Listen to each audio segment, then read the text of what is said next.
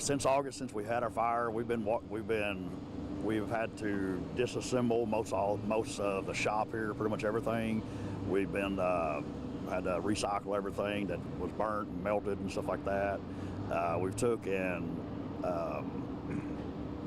we've started on reconstruction part. We've got a 125-foot section of it here rebuilt now. Now we're in the process now of redesigning this whole area here with a different layout than what we had in the past.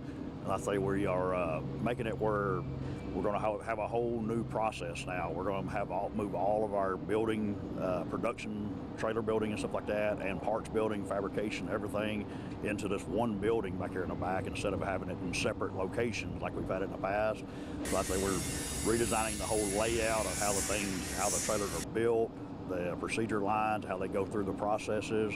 We're going to be adding, and then once we get this here done, then we're going to be adding a whole new facility out back to do all of our finish out processes in. Looking at going into powder coating booths and blasting and stuff like that. So like I say, it's going to be a whole new process once we get this building redone now. Is there a reason why you guys are moving over here from the administration building? And we're also going to be adding our new administration building office onto the front of this building here. And then we'll be turning our old administration office down at the front into retail sales and parts and service only down front. And like I say, once we get all the manufacturing and parts production and things like that up in this back facility, then our whole front facility that used to be mostly production down there will all be a parts and service department down in front and retail trailer sales down front. What would you say has been kind of the main focus of what you guys are doing right now? The main focus of what we've been doing right now is just making sure that once we've got the whole design and layout of this whole facility up here done and stuff, that once it's all completed, everything will flow properly and everything works hand in hand. All the materials flow through the processes right, and things like that. That's our biggest focus and biggest overcoming that we've had the challenge for sure. And then before the winter storm, were you guys able to finish the roofing? Can you talk a little bit about that? We were very lucky to be able to have at least the roof on this center section here of the building. We've got the main part down here where everybody's doing things. We've got temporary areas set up now for our painting, wiring, flooring stations and stuff like that. We're still working under temporary conditions right now. Thank goodness for a lot of great employees that we have that's been able to keep this going and stuff like that in bad conditions. Well, I say we've got a lot of the areas, this section of the building down here kind of redone. Well, I say this one here is still wide open, so it's pretty good draft coming through here during the wintertime. But we were very lucky to be able to have the roof at least back on this facility to keep at least the snow and ice out of the inside of the building on us and stuff. And then can you talk to me a little bit about kind of where you guys are at in terms of finishing? At the moment, we're probably about halfway done. Like I say, this here, to me, this is going to be about half of it once we get this building here back in complete. This will be about halfway point, and then our whole new big journey will be the new facility out back with all the new blasting and ovens and powder coat set up and things like that. So like I say, to me, once we get this here enclosed, we'll be at our halfway point. And let's say the office is going to be another deal too once we get the office put in up here too. So anyway, we're almost to a halfway point once we get this here enclosed. Do you have like a rough estimate of when you think everything would be finished?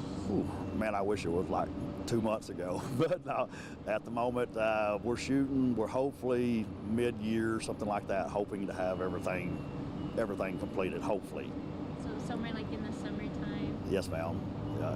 Like I say, it's taking a little bit longer than what I originally thought, but like I say, we're definitely working on it. So. That sounds good. Do you have a rough estimate of how much you guys have spent? I know last time we spoke about you guys almost lost about $2 million.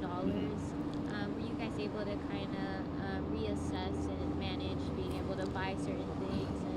Yeah, I would have to look at the exact numbers, but I'm saying a rough estimate now. I know we've already we bought new laser cutting machines, we had to redo a bunch of any equipment which was very little that was left anyway. Any of the equipment that we did have that was still salvageable in here, we've had to do lots of maintenance and repairs to them. We bought a lot of our new punching machines and a lot of the new machinery we've already got in and got us back up and going as far as being able to produce our own parts and pieces and stuff. I'm gonna say we're up close to I'm sure 750 or better right now. 1,000, yes ma'am. 750,000. 750,000. Yes ma'am, roughly, yes ma'am. Do you want to answer that? No, okay. no, it's fine. Let's see what else. Am I missing anything? Do you think that would be important for people to know or be aware about? I know, even though this happened, you guys have still been being in service and helping people. Definitely. I know this has been a setback for us and everything, but like I say, we definitely have not stopped. We were back in nearly putting out the same amount of trailers a little over 3 weeks from the date of our fire. We were back putting out nearly the same number of trailers that we were putting out in the previous before the fire. So like I say, we've definitely kept everything rolling and going, and thank goodness, like I said earlier, for all the great help we have here and stuff. It definitely would not have happened if it wouldn't have been for everybody here pulling together as a family, making this happen. So like I say, we're still doing parts. We're picking up new distributors and dealers, stuff like that. So like I said, we're looking for the future for sure. And then you did talk about what supplies you were bringing in, right? Like new what's it called? New trailers. Did you guys also buy like new what are those called? The machinery sleeves? I don't know. Fabrication equipment and stuff. Yeah. Yeah, we've got. Are you asking about what new machinery and stuff we have in? Yeah, like I said, the new machinery stuff we have is going to be like our new laser cutters, and we've got laser cleaning systems in now, punches. I mean, all kinds of new. We had to get pretty much all of our new fabrication equipment to make all of our parts and pieces with. Then, like I say, we're in the process of new designs on new trailer designs, new builds, and things like that during all this too. So. Do you have a template of how you guys are planning on like making it look like? Getting closer on that. Okay. Yeah, we're getting closer on that. Yeah, not quite to that point yet. Okay. But getting closer. I was just asking in case I needed kind of like a visual of how to look like. Yeah. We'll have that finalized. I'm hoping very soon on that. So like I said, we've been working on. That's what the main hold-up been on us. Everything's getting that layout down perfect. So. I think those are my questions. Anything else you think would be important? I don't know off the top of my head. Yeah. Other than I can't thank everybody enough here for all the stuff they've done for sure. To be honest, it was pretty difficult to see it in the conditions it was in initially. And like I said, I feel like there was a lot of teamwork that kind of definitely strengthened. I think we put a lot of faith in each other, and there was a lot of cleanup. There was an insane amount of cleanup. But we had the machinery to do it. We had the bins to dump it all in, sort everything, and kind of get it to where we at least had a clean starting point to kind of put our production back into what our new norm would be. It's definitely not the normal we're used to, but it's definitely our new norm, and I think we've kind of finally got into our groove. That's awesome. And I know you mentioned a little bit about, working together and trying to be kind of like on top of schedule and getting things done. Can you talk to me a little bit about just kind of what you guys been working on recently? So we obviously have our retail sales and we have our dealer sales, and everybody was very patient with us as we kind of did our initial starting the process, the line back up.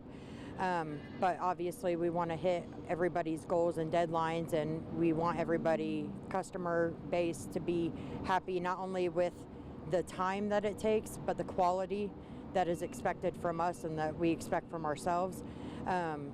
And so with meeting those deadlines, I feel like everybody was very patient with us, given all circumstances. And we have some great dealers and a lot of good customers that worked with us as much as we tried to push through and get everything to everybody as quickly as we could while still keeping the quality side in mind.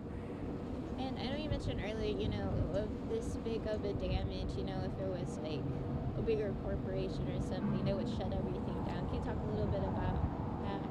I do. I believe, and I tell my crew this all the time, I truly believe that even a multi-million-dollar corporation would have probably looked at the amount of damage and just shut it down. And, the day of the fire, I said, it felt like my house was burning down. I was watching my house burn down because I was here shortly after firefighters were still coming in when I got here. And it felt like my house was burning down. And I tell my crew all the time, even a multi-million-dollar corporation probably would have looked at the damage and shut down. But he didn't give up on us. He didn't ask anybody to cut hours, cut pay, nothing. If we wanted to work, he had work for us, and we were going to do it, and we were going to work together, and we were going to get it done. And I always tell them, even if we don't do it for ourselves, we really owe it to him because he didn't give up on us, and so we shouldn't give up on him. And I firmly stand behind that. So.